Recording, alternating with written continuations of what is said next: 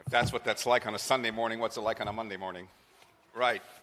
So if I start sounding or appearing or behaving a little bit jittery, it's because I just had a triple espresso. Seriously. It's been a long weekend, but it's been great. It's been magical. But we have to address the elephant in the room. Because, of course, this is, to all intents and purposes, the topic that keeps coming up over and over and over again and again and again in our current time. Yishai Ribo is a 34-year-old Sephardic Jewish singer from an observant Jewish family which emigrated from France to Israel. On September the 11th, 2023, he did something that was previously deemed unimaginable. He played in Madison Square Gardens to a sellout audience. It was the first time that an Orthodox Jew performed there, let alone to some 20,000 people. It was beautiful. It was peaceful. It was surreal. Fast forward to February 27, 2024, and he performed once again. Again, it was a sellout crowd, albeit a much smaller crowd. It was taking place at Harvard University, put on by Chabad for the Jewish students. The vibe in the room was electric. The vibe outside the room was toxic. There was police standing at the entrances just to protect those inside. There was chanting, there were placards, there was screaming, there was so much venom being spewed. It's like a tale of two cities, two different eras, two distinct universes. What happened in just barely 6 months? What changed so much in so short a period of time? To say that Israel happened, the war with Gaza happened, is, I suggest to you, too simplistic an answer. What really happened was the exposure of an uncomfortable truth that we have taken for granted for far too long. And the uncomfortable truth is that anti-Semitism is a light sleeper. The implication is that it's always there, albeit lurking underground, waiting for an excuse, waiting for a reason to be able to resurface. And as irrational a phenomenon as anti-Semitism is, it has never been eradicated. At best, it was suppressed over a period of time because it wasn't fashionable. And yes, society conditions us to curb our prejudices. But throughout the entire course of history, it has always been existent. It's very much like a dog sleeping with one eye open. And when opportunity lends itself, it rears its ugly head yet again. So let me say this, maybe we've become too complacent. Maybe we had it so good for so long that we didn't think it would manifest itself yet again, not to that extent. Perhaps we assumed that if we chanted the mantra, never again, enough times, then so shall it be.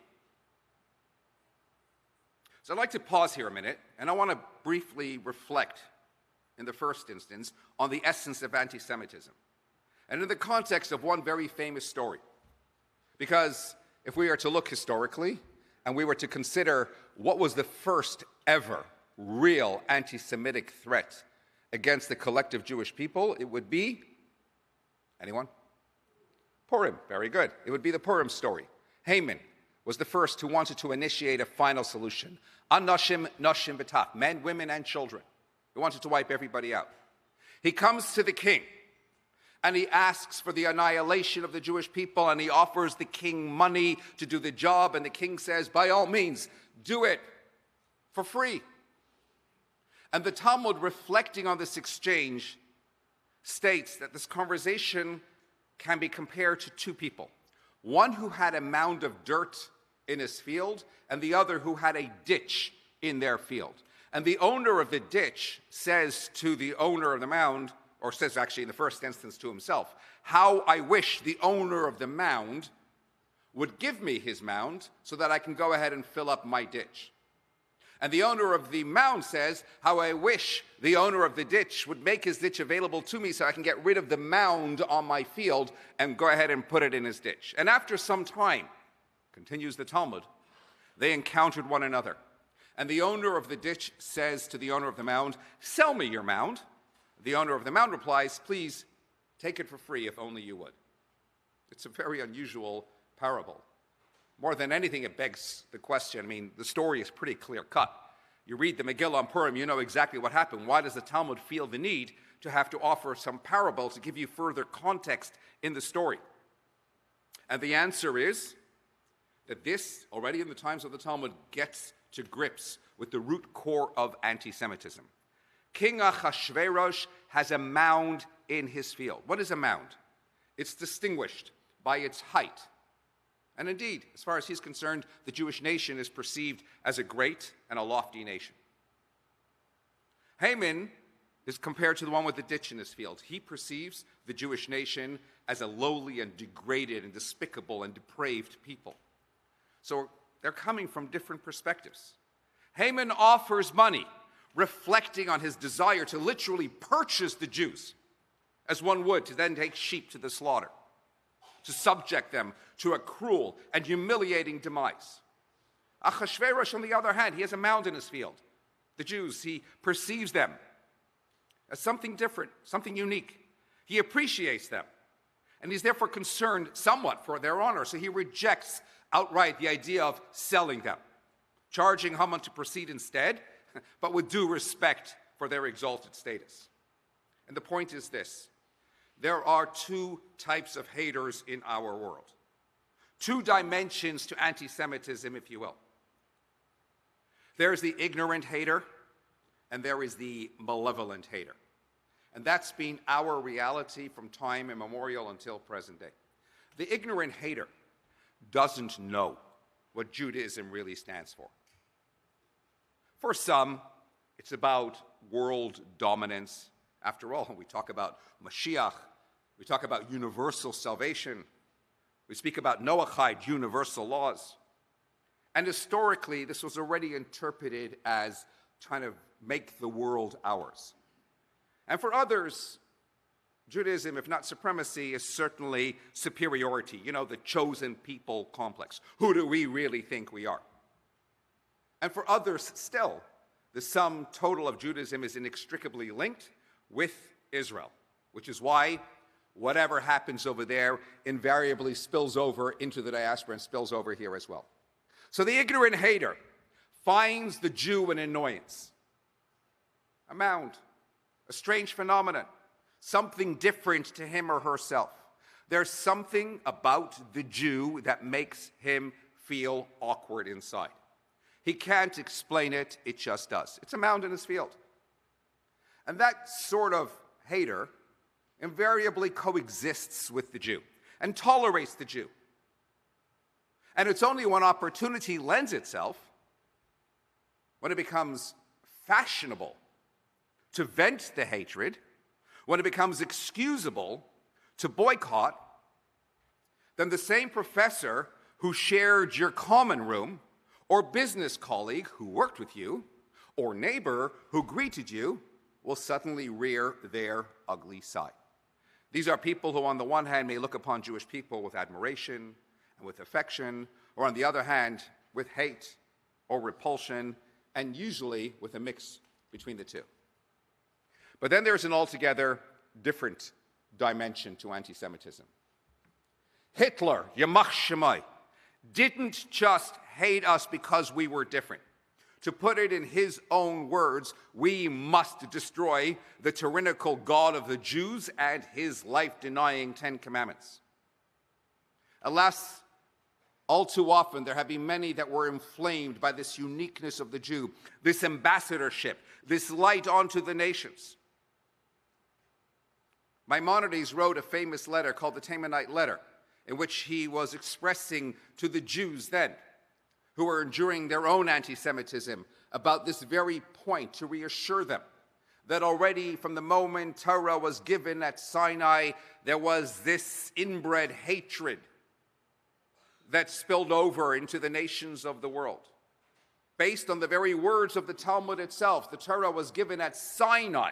Why is it called Sinai? Concludes the Talmud, because it's almost a play on the word sinna, which means hatred. The moment those 10 commandments were given to us and we were imbued with this ambassadorship to the world, there was this inexplicable, irrational hatred that grew and developed in so many others throughout the world.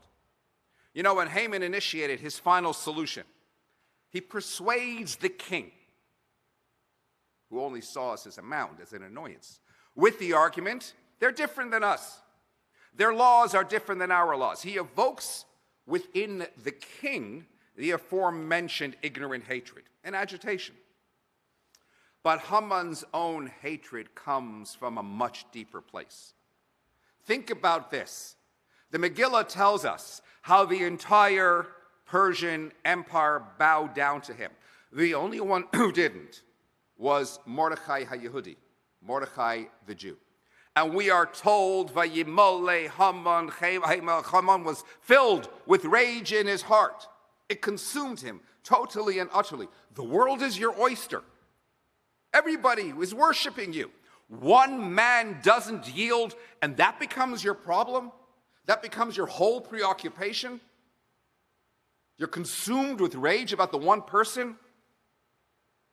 And yet, Mordecai's behavior exposes a ditch in Haman's heart and soul.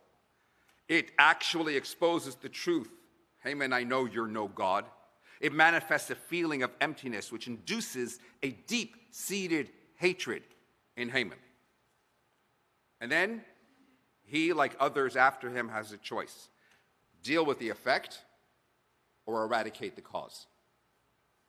And so through the course of history, we have been hated on both fronts, whether out of sheer ignorance or because of unadulterated malevolence. Today, of course, let's be clear, let's jump and fast forward to the 21st century. The buzzword is no longer Jew. The post-Holocaust era has shoved that taboo to remain in place alongside other extreme forms of racial slur. So in place of Jew, we have Israel, Zionist, because hating Jews is no longer politically correct. Hating Israel and Israelis is the correct way to hate Jews today. Some will argue, as they do, being critical of Israel is not being anti-Semitic. So let's be very clear. Of course, it's possible to criticize Israel without being anti-Semitic. Guess what? Israelis do it all the time. And for some, whilst you can ultimately separate the two, for the overwhelming majority, the lines have become fundamentally blurred. And the reality speaks for itself. Because when a Jewish rabbi in Italy is stabbed because of what's going on in Israel, and when a Jewish businessman in France is beaten because of what's going on in Israel, and a Jewish professor in UCLA is boycotted because of what's going on in Israel, and a Jewish student in London is cursed on the streets because of what's going on in Israel, then it's no longer got to do with Israel or with Zionism or with so-called occupation, and it has everything to do with Jew and Judaism and anti-Semitism. Mainstream culture is finding cover for the age-old hatred of Jews. They figured it out. So long as the attack is battered and flash-fried in a light coat of anti-Israel sentiment, and as long as you pretend that you're fighting for human rights, then the rise of anti-Semitism becomes socially acceptable. Here's a newsflash. Your anti-Zionist comment is anti-Semitic when used in conjunction with any historical anti-Semitic slurs, like Zionists are smelly, Zionists are money-grubbing, Zionists control the media, or bank monopolizing, and so on and so forth. Your anti-Zionism is definitely anti-Semitic when you equate or you compare Israel with Nazi Germany. Because if you liken an expansionist state at whose heart was the industrial extermination of the Jews, to the only Russian state, the only Jewish state, then you are engaging in anti-Semitic speech. And let me stress this. If you think that random Islamic murder in Paris is terrorism, and random Islamic murder in London is terrorism, but random Islamic murder in Tel Aviv is not, then you are an anti-Semite. You probably know the story, but it's always worthwhile repeating, about the traveling salesman who made a deliberate point of wherever he goes to ensure to join a minyan, to daven. Problem is, he came one day to Shropshire, which is in the backwaters of the United Kingdom, and there isn't a shul or a Jewish community for more than 100 miles. It's a Sunday morning, so he does the next best thing. He decides to go into the local church, somewhere quiet, somewhere peaceful, to pray. Goes to the back, minds his own business, puts on his tallis, puts on his tefillin, and he starts to daven. And at a certain point, the priest comes in and notices what's going on and takes in the scene. And he says, anybody who doesn't belong here, please make your way to the exit. Mass is soon to begin. He's oblivious. His tallis is on his head. He's davening away. About 50 minutes later, people are starting to pile in. The priest is becoming a little bit uneasy. He goes, will all non-Christians make their way to the exit? And this guy pulls his tallis over his head, and he's rocking, and he's rolling, and he's completely absorbed in his prayers. And now already the pews are filled to capacity, and the priest is really perturbed, and he yells, all Jews, leave now. Guy, whoa, stops, looks around, takes off his tallis, takes off his tefillin, rolls up the tefillin, folds up his tallis, tucks the whole thing under his right hand, walks to the front of the church, takes the statue of you-know-who off the cross, puts it under his other hand and says, come on, Bubala, we're not wanted here.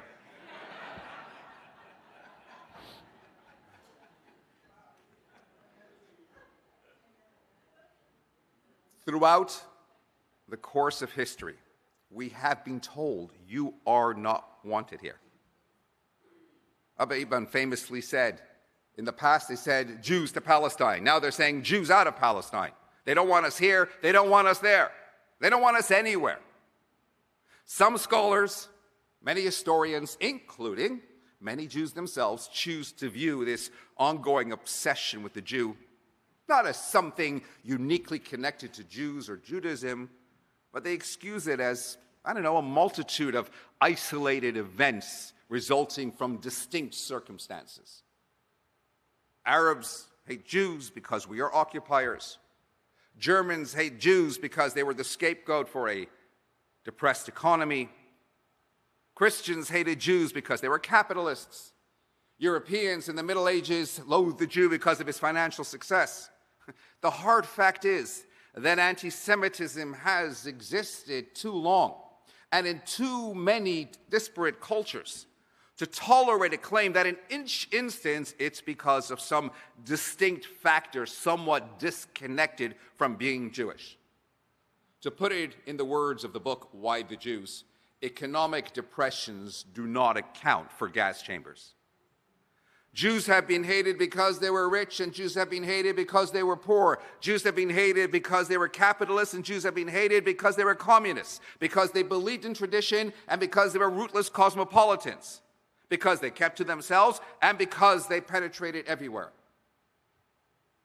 You see, anti-Semitism is not a belief. There's never a question of how do you get to the roots of it. If you can get to the roots of it, you cut out the roots, you eradicate it.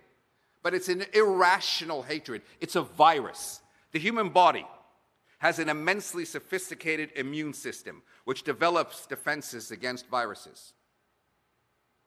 It penetrated because viruses mutate.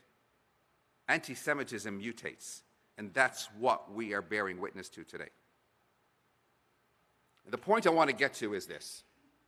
We can't bury our heads in the sand and assume that this too shall pass. I'm sure, yes, please God, when things calm down speedily in Israel and they finish the job the way that they need to, things will calm down everywhere else as well. But if there is one thing, and I've said this previously at an earlier session, that these past few months have shown us, is that those who hate us far more than we imagined. And no matter how calm things might become, We cannot afford to become complacent anymore. To the flip side, and I mentioned this previously as well, and this has to be said, I was walking in the West End of London some 3 weeks after October the 7th, and a big, burly, muscly, tattooed guy carrying a coffee in both hands suddenly calls out to me, "Excuse me." And I'm thinking, okay, here we go. I stop, I say, "Yes." And he says, "It's terrible what's going on out there, isn't it?" And I said, "Yes." And he adds, "I'm really sorry about it all." And I was like, whoa. I was pleasantly stunned. And I thanked him. And I told him I appreciated his support. And it occurred to me immediately that we have a lot of friends out there as well. And indeed, those who like us a lot more than we realize as well. In fact, I genuinely believe they represent the majority. The problem is, they're very much a silent majority. Which means, after all said and done, it's down to us to confront this problem. And there's only one real way to do this, and this has to be said loud and clear. Try as we may, we're always going to be limited in our capacity to weaken the enemy. The only alternative is to strengthen ourselves. And the way we strengthen ourselves is by enhancing our own identity. Some argue, and I dare say this is quite commonplace in Europe, that we're better at keeping off a low profile. It's become the acceptable norm. I don't buy it.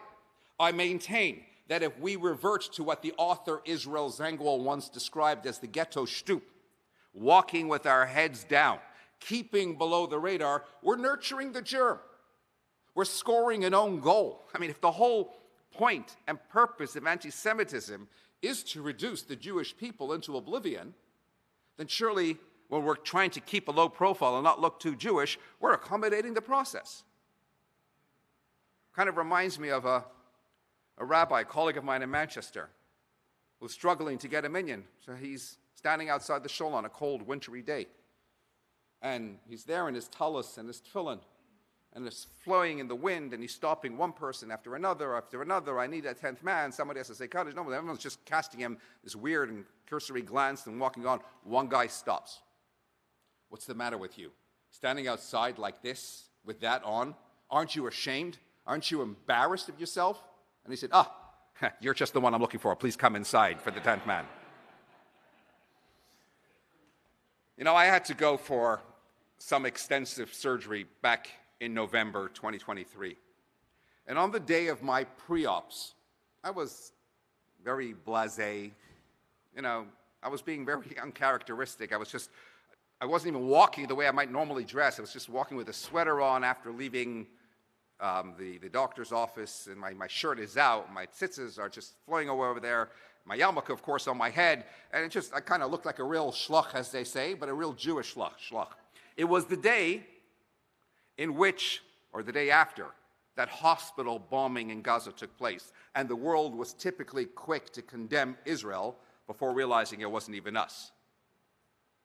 And I had left my appointment, and I'm suddenly realizing that as I'm walking back to the subway station, I'm walking past Westminster University. It's 4 o'clock in the afternoon, so class is out, and everybody is coming out. And now that university is, by and large, frequented by all walks of the Middle East, not Jews. It's known for making lots of anti-Israel Jewish noise. And there I am, reality suddenly dawning upon me, and I'm getting stares. And I admit, my initial instinct was turn around, walk a different route. But then, no, I didn't. I actually raised my head a little higher, walked with a little more swag to get those tzitzis really swaying over there in their face. And you know what? Not a dicky bird. Nobody said a thing. In 441 BCE, the Babylonian emperor Nebuchadnezzar invaded Jerusalem and ultimately destroyed our first temple, as we commemorated just a few weeks ago, last week. He identified 3 great young men, known as Hananiah, Mishael, and Azariah. And he brought them to his land. And he was full of admiration for their brilliance. And under his instruction, they were going to receive a royal education for 3 years, learning the ropes of the palace so that later they will all each be able to take and occupy high positions in the court to help Nebuchadnezzar and assist him in ruling his massive empire. And yes, they rose to great prominence. But their biggest challenge was yet to come, because Nebuchadnezzar's narcissism knew no limits whatsoever.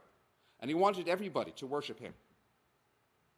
So in the valley of Duro, in the capital city of Babylon, he set up a huge golden statue, made from the very gold that was robbed from Jerusalem, from the temple. And his instruction was a simple one. All Jews are going to be assembled in the valley, including, of course, his 3 Jewish protégés. Music would start up, and then everyone would bow down. And anyone who didn't was going to be cast into a fiery furnace. And the music played, and the whole mass of people threw themselves to the ground as per the royal decree. That is, everyone except for Hananiah, Mishael, and Azariah. And the king was outraged. I just spent all this time training you, nurturing you. This is how you repay me.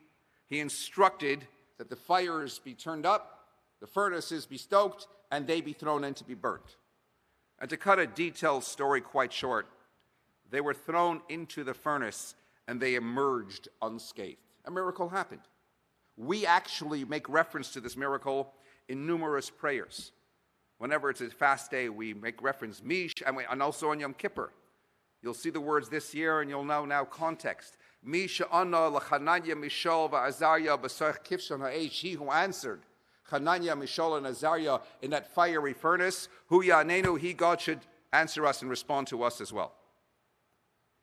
Indeed, after they came out from the fire, the rest of the non-Jews, the way the Talmud describes it, kind of smacked the Jews on their faces, on their heads. It's like, what's wrong with you people? You all bow down? Look at your God. Look what he does for you. Shame on you. Sometimes it has to come from the outside to give us a reality check. But then the Talmud elaborates quite curiously on this story and focuses our attention on a seemingly trivial detail. The verse says, then these men were bound in their cloaks, their trousers, pants to you, and their robes, and their other garments, and were cast into the midst of the burning fiery furnace. Says the Talmud, the verse is deliberately emphasizing what they were dressed in before they were cast into the furnace. Their royal aristocratic garb, reserved for nobility. Why, ponders the Talmud, is that detail in any way relevant? Who cares what they were wearing before being cast into the fire? What's relevant is the fact they were thrown into the fire and they emerged unscathed. But the answer the Talmud offers is astounding, it's relevant, and no more time more so than in our present time. And just to appreciate the Talmud's explanation,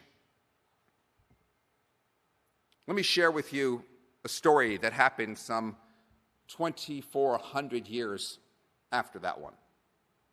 Rabbi Schwab was a 21st century leading rabbi in Germany. And he was giving a sermon to his congregation in which he was elaborating on the sin of the story of the golden calf. And he explained that the calf, the golden calf in and of itself, wasn't really meant as an idol per se for the Jews, that they were abandoning God and choosing to bow down to an idol instead. But rather, the real problem was that the golden calf was to function as something of an intermediary between the Jewish people and the Almighty. We know the story. They had Moshe and Moses until that point. They assumed Moses wasn't coming back after he went up to heaven to get the Torah. So they wanted to create something else, a new kind of intermediary. And then he added, for emphasis, the mistake was that Jews don't need a medium between them and God. that every single one of us, as per the first of the 10 Commandments, has a direct relationship with God. Anochi Hashem Elokecha, I am the Lord your God, written in the singular. Asher Hatzesicha, who took you, singular, out from the land of Egypt, from the houses of bondage. God is personal to every single one of us. Not just the God who created heaven and earth, but the first of the 10 Commandments is written in the singular, in the first person, and emphasizing very deliberately that God took us out from Egypt, that he cares about every single one of our plights. And so he emphasized this point and stressed it passionately, strongly. The word in German for intermediary is Mittler. Mittel means middle, a go-between. Speaking in German, Rabbi Schwab said something to the effect of, Jiden darfen nicht kein Mittler. Jews don't need a go-between them and God. An informer sitting in the synagogue went to report to the Gestapo that in his sermon, Rabbi Schwab stated, Jiden darfen nicht kein Hitler. Jews don't need Yamach Shemai. He deliberately confused the word Mittler with the other. This happened shortly after the Nazis had come to power, January 1933. So the Gestapo summoned the rabbi, and in his defense, he arranged to bring the text of the commentary that he had cited with him to prove the precise words and the emphasis that he was looking to make, which had been, whether deliberately or otherwise, misconstrued. And they said to him, okay, we're going to investigate this, and we'll get back to you. For 2 agonizing months, he had to wait until he was exonerated. And eventually he left Germany and became a prominent rabbi in Washington Heights in New York, etc. But here's the most compelling part of the story. Rabbi Schwab later wrote that for those 2 months, when he was left in limbo, uncertain if the Gestapo would arrest him, whenever he went to sleep at night, he went to sleep in his clothes. He didn't put on pajamas. Why? And he explained that the Gestapo had a habit of taking accused people from their beds in the middle of the night, executing them, and then for added humiliation, they would then take them and hang them in their pajamas. Rabbi Schwab said he was afraid that the Gestapo would do exactly the same thing to him. They would arrest him in the middle of the night and hang him in his pajamas for the entire city to see. And he reflected, he said, and what would happen the next morning?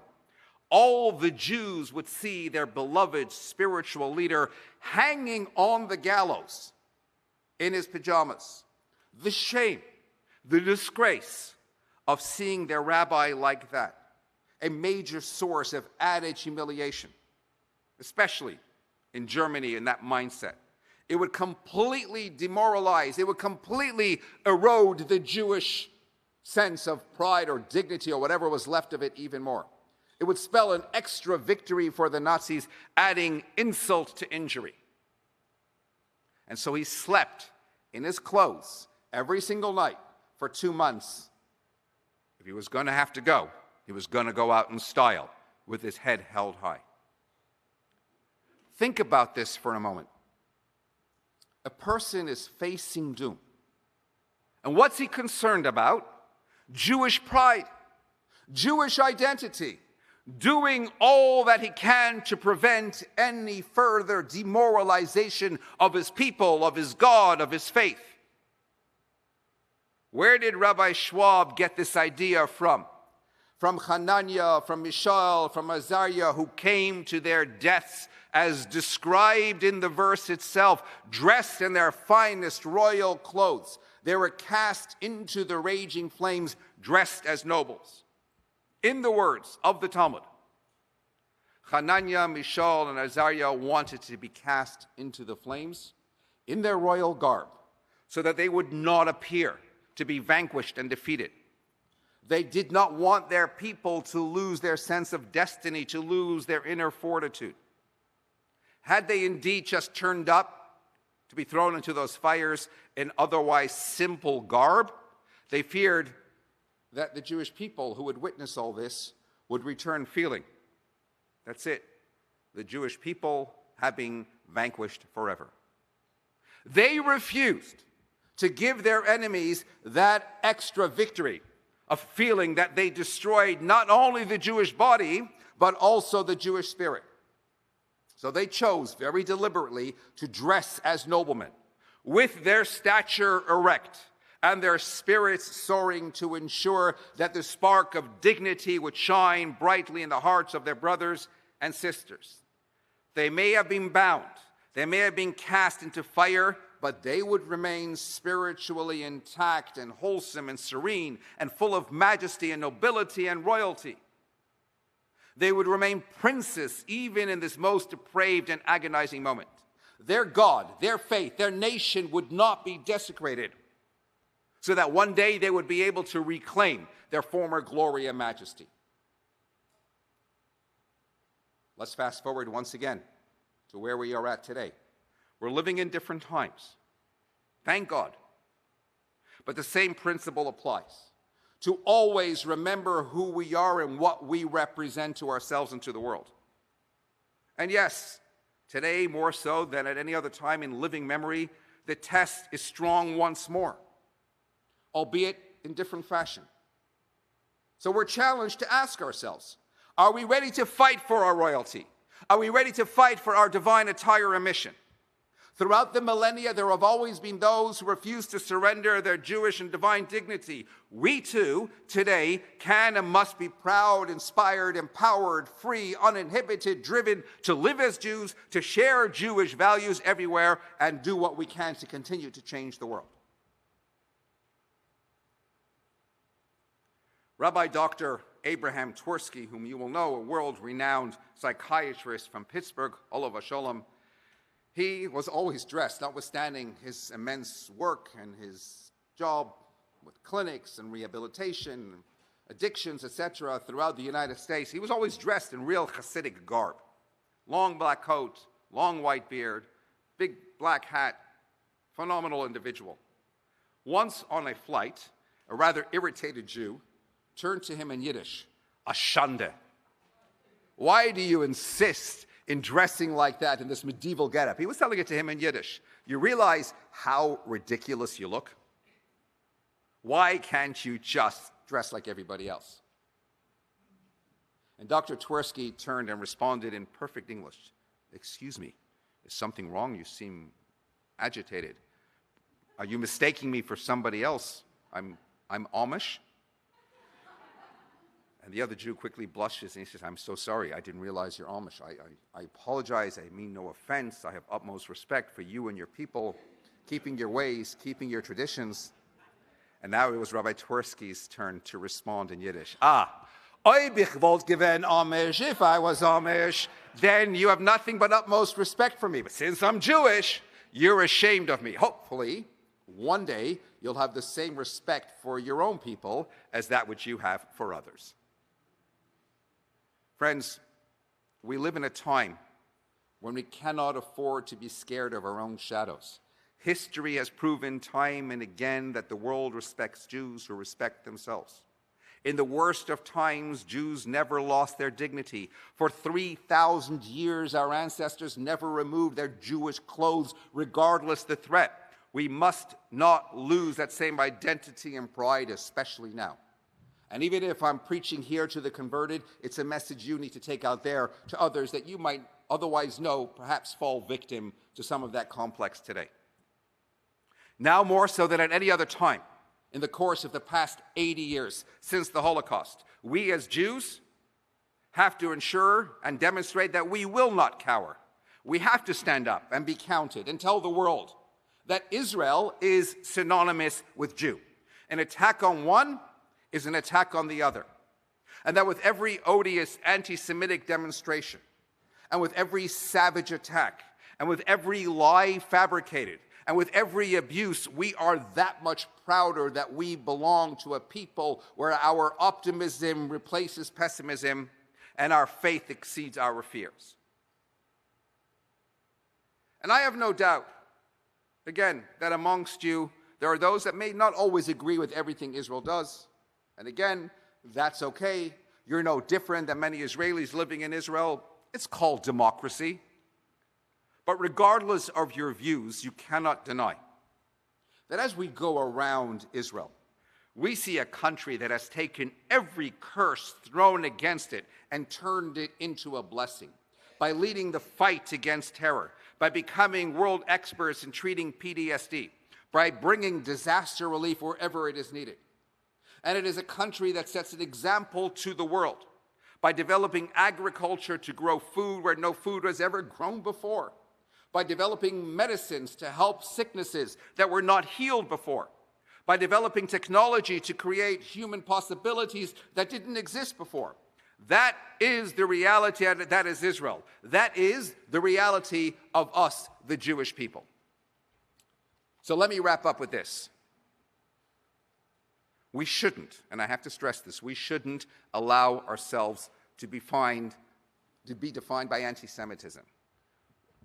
I have to admit, it kind of irritated me that it just continuously came up over and again in one form or another in various different formats over here throughout the retreat, and I understand why. And at one point I was going to say, it was during the crossfire, and thank God no question came up. I was going to say, enough with the questions about anti-Semitism. We need not be defined by anti-Semitism. It's probably the one word more than any other that came up throughout this retreat. But if you listen to Verbringens, to gatherings of the Rebbe, you'll hardly ever hear that word. The Rebbe spoke about love. The Rebbe spoke about going out there. The Rebbe spoke about Jewish pride. The Rebbe spoke about making your necessary difference. We need not allow ourselves to become defined by anti-Semitism. 3,300 years of Jewish continuity, and what? We have to live it ourselves so that we can preserve that little corner in the Guinness Book of World Records as the longest surviving persecuted minority. That's really not the point and purpose of it all. I mentioned at the beginning how the Purim story was the first attempted final solution. And the Talmud famously explains how Haman scored his PR offensive with the king. He concocted his own myths without context. They're lazy, they don't work on the weekends, they don't work on so many Jewish festivals, they won't eat our food, they won't marry our women, etc., etc. But later, Queen Esther, as we read in the Megillah, the heroine of the Purim story, steps up to counter. And in her plea to the king, she discloses her Jewish identity, stating simply, Ki nimkarnu ani v'ami. These are my people, and we are at risk. She tugs at his heartstrings, and she averts the decree. And the Rebbe asks the following question. But what about all those initial complaints that Haman brought? Everything he highlighted about our different laws, about our different behavior, about our different mindset, it's all true. It swayed the king in the first instance to allow Haman to go and annihilate the Jews. Esther doesn't seem to address any of that. What changes in the king's mind? And the Rebbe points out, but she does address it. She says, Ani v'ami, these are my people. This is my identity. This is who I am. Achashverosh loved Esther's grace and her nobility. He loved her essence. He loved her soul. She says to the king, you love me. You love my essence. Do you know what my essence is? I am a Jew. These are my people. Yes, our laws are different. Is that a bad thing? It's what defines me. Yes, we have days when we don't work. Is that a bad thing? It's one of the things that makes me me and what you love about me. And the point is, getting back to how we started, to the ignorant hater, of which there are plenty, yes, you can get into the nitty-gritty of the debate, but it'll only make a difference to those who care enough to want to listen.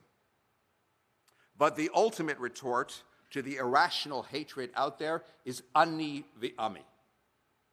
With the ever-increasing threat of anti-Semitism rearing its ugly head, with Israel living under a barrage of constant terror, in the face of all of this, we have a very real choice to make. What can we do to let those powerful words, ani v'ami, resonate? And again, I will stress, if I'm preaching to you, the converted, you all share in the moral obligation of going out there and impressing that principle upon others that you might know, might otherwise hide and shy a little bit away. I was in Florida here a few months ago to speak at the JLI Leadership Summit, which was an amazing event on the very theme of anti-Semitism. And there were philanthropists, and there were campus leaders, and there were U.S. ambassadors, etc. And what I found perhaps most fascinating during the various sessions of the summit, whether in personal conversation or indeed in the various amazing presentations, is the distinction, the very blatant distinction, between the more optimistic and the less optimistic. I heard both sides, and I respect where both sides are coming from, and I think that reflects the reality of many. Some are more, others are less optimistic in the current climate, but I will say this. Moshe Dayan once said, and you remember he had an eye patch, he said, "For all that's worth seeing in this wretched world, one eye is enough." Judaism says, open your eyes and appreciate that the world we truly desire can be one. It exists, it is real, it is possible, it is yours. And let me throw this in for good measure. My dear mother, may she be well, was one of the hidden children in Holland in the Holocaust.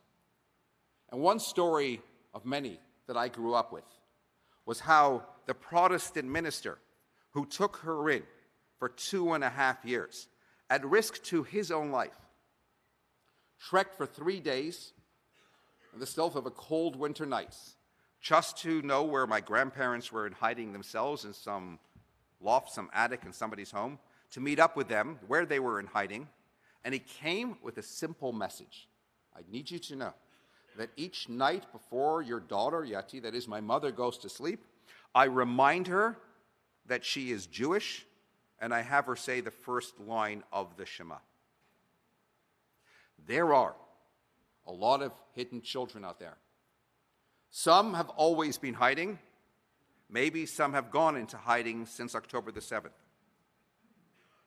But if a Protestant minister can risk his life to remind a Jewish girl of her identity, we need to all figure out how we're going to go about doing the same. We need to instill a realization within ourselves and in others, a confidence to reconnect to the Shema, to our core Jewish identity. We, the Jewish people, from time immemorial, face our problems and respond to them positively, refusing to give in to panic, bitterness, or self-pity.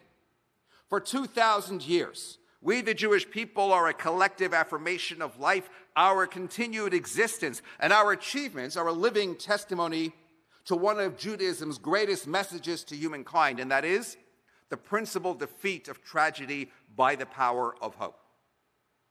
So let us inculcate ourselves, and indeed others, with the understanding that as Jews, we are not afraid to be different, that it is better to be a hero walking alone in one direction than with a crowd going in the wrong direction. And let's change the narrative. As much as we hear out there, from the river to the sea, Palestine will be free, we're going to start chanting from the earth to the sky. Thank God for JLI.